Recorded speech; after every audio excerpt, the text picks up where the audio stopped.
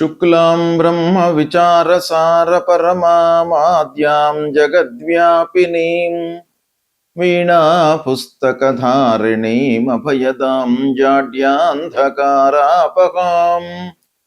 హస్తే స్ఫాటికమాలికాం విదధతీం పద్మాసనే సంస్థితాం వందే తాం పరమేశ్వరీం భగవతీం బుద్ధిప్రదాం శారదాం. శ్రీ మహాగణాధిపతయే నమః. శ్రీ మహాసరస్వత్యై నమః. శ్రీ గురుభ్యో నమః. ఆగస్టు మాసము ఆషాఢ కృష్ణ తదియ శనివారం నుండి శ్రావణ కృష్ణ తదియ సోమవారం వరకు ఉన్నది. ఈ ఆగస్టు మాసంలో గ్రహాలు ఏ రాశులలో సంచరిస్తున్నాయి అనే విషయాన్ని మనం చూసినట్టయితే, సూర్యుడు ప్రధానమైనటువంటి గ్రహము 17వ తారీఖు వరకు కర్కాటక రాశిలో సంచరిస్తున్నాడు. తదనంతరం సింహరాశిలోకి ప్రవేశిస్తున్నాడు. కుజుడు 2వ తారీఖు నుండి మిథున రాశిలో సంచరిస్తున్నాడు. బుధుడు 5 ఆగస్టు వరకు మిథున రాశిలో సంచరిస్తున్నాడు. 5 ఆగస్టు నుండి 22 ఆగస్టు వరకు కర్కాటక రాశిలో సంచరిస్తున్నాడు. 22 నుండి మాసాంతం వరకు కూడాను సింహరాశిలో సంచరిస్తున్నాడు. గురువు కర్కాటక రాశి అయినటువంటి ఉచ్చ స్థానంలో సంచారం జరుగుతోంది. శుక్రుడు 1వ తారీఖు నుండి కన్యా రాశిలోకి ప్రవేశించి మాసాంతం కూడాను కన్యా రాశిలో సంచరిస్తున్నాడు. శని మీనరాశిలో వక్రించి సంచరిస్తున్నాడు. రాహువు కుంభరాశిలో సంచరిస్తున్నాడు. కేతువు సింహరాశిలో సంచరిస్తున్నాడు. ఈ విధంగా 9 గ్రహాలు ఈ రాశులలో సంచరిస్తున్నాయి. అయితే ఈ సంచారము 12 రాశుల వారికి ఎలాంటి ఫలితాలను ఇవ్వబోతున్నాయి ఈ ఆగస్టు మాసంలో అనే విషయాన్ని మనము విశ్లేషించి తెలుసుకుందాం. మేషరాశి వారికి ఆగస్టు మాసంలో గోచార ఫలితాలు ఎలా ఉన్నాయో తెలుసుకుందాం.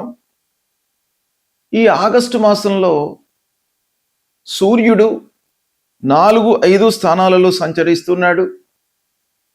ప్రతికూలంగా ఉన్నాడు. చంద్రుడు చంద్ర రాశి నుండి అంటే మేషరాశి నుండి 3వ స్థానంలో కుజుడి యొక్క సంచారం జరుగుతోంది. అంటే రాశ్యాధిపతి యొక్క సంచారము 3వ స్థానంలో జరుగుతోంది. ఇది చాలా కలిసి వచ్చేటువంటి అంశం.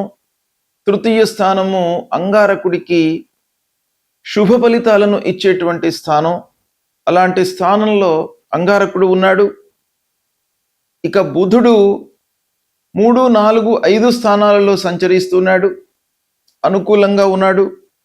గురువు 4వ స్థానం అర్ధాష్టమ స్థానం సంచారం.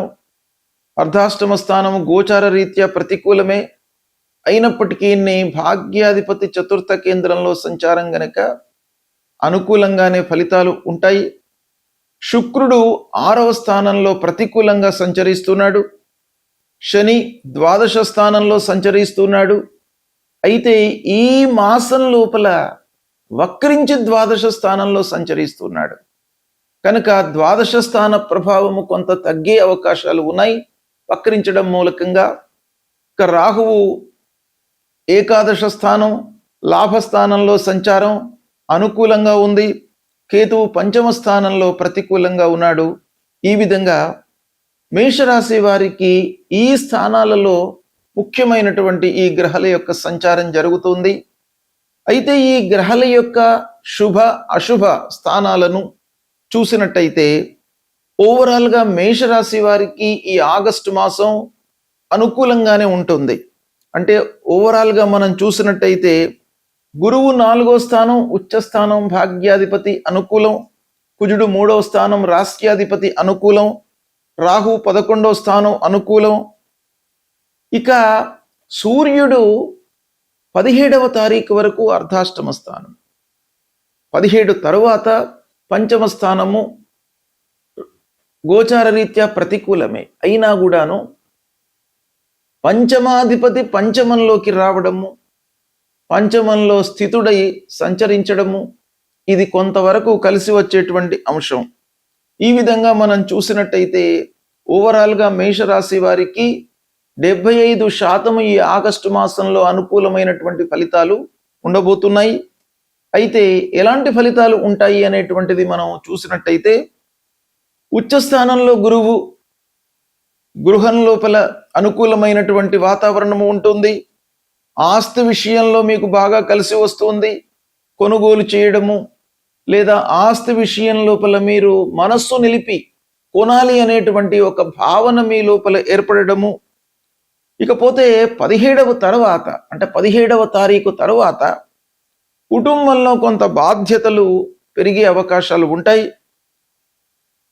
అంతేకాకుండా సంతానం విషయంలో, చదువు విషయంలో గౌరవ మర్యాదలు మీకు సమాజంలో లభిస్తాయి. అనుకూలమైనటువంటి ఫలితాలు ఉంటాయి. ఈ కార్నర్స్ లోపల ముఖ్యంగా 3వ స్థానంలో కుజుడు మీ లోపల ధైర్యాన్ని, సాహసాన్ని నిలుపుతాడు. సమయానుకూలమైనటువంటి నిర్ణయాలను తీసుకునేటువంటి ఒక సాహసాన్ని మీకు కలిగిస్తాడు. ఇకపోతే కార్యదీక్ష కూడాను మీకు పెంచుతాడు. కొత్త వ్యాపార ప్రయత్నాలకు ఇది చాలా అనుకూలమైనటువంటి సమయము.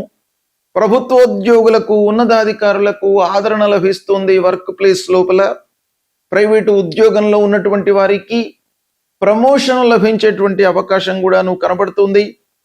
ఇక ముఖ్యంగా ఐటీ రంగంలో ఉన్నటువంటి వాళ్లకు, సాఫ్ట్వేర్ రంగంలో ఉన్నటువంటి ఉద్యోగులకు కొత్త ప్రాజెక్టుల మూలకంగా ఒక మంచి స్థితి ఏర్పడేటువంటి అవకాశం కనబడుతుంది. బుధుడి యొక్క సంచారం మీకు అనుకూలంగా ఉంది. తద్వారా కమ్యూనికేషన్ స్కిల్ మీ లోపల బాగా డెవలప్ అవుతుంది. తద్వారా మీ లోపల ఉన్నటువంటి నైపుణ్యాన్ని ఎదుటి వాళ్ళు పసిగట్టేటువంటి అవకాశం బాగా కనబడుతుంది. 22 తర్వాత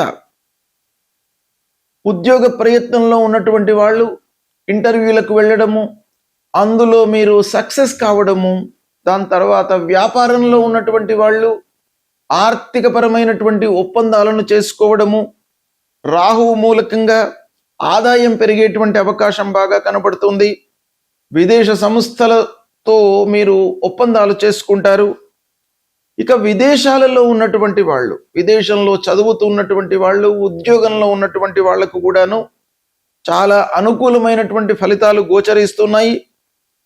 ముఖ్యంగా విద్యార్థులు ఏ రంగంలో ఉన్నటువంటి వాళ్లకు బాగా కలిసి వస్తుంది అనే అంశాన్ని మనం చూసినట్టయితే, MBA చదువుతూ ఉన్నటువంటి వాళ్ళు, IAS కొరకు ప్రిపేర్ అవుతున్నటువంటి వాళ్ళు, లేదా స్టేట్ గవర్నమెంట్ లోపల కానివ్వండి, సెంట్రల్ గవర్నమెంట్ లోపల కానివ్వండి, ఒక ఉన్నతమైనటువంటి స్థాయి కొరకై పోటీ పరీక్షలకు ప్రిపేర్ అవుతున్నటువంటి వాళ్లకు చాలా అనుకూలంగా ఉంది ఈ ఆగస్టు మాసం.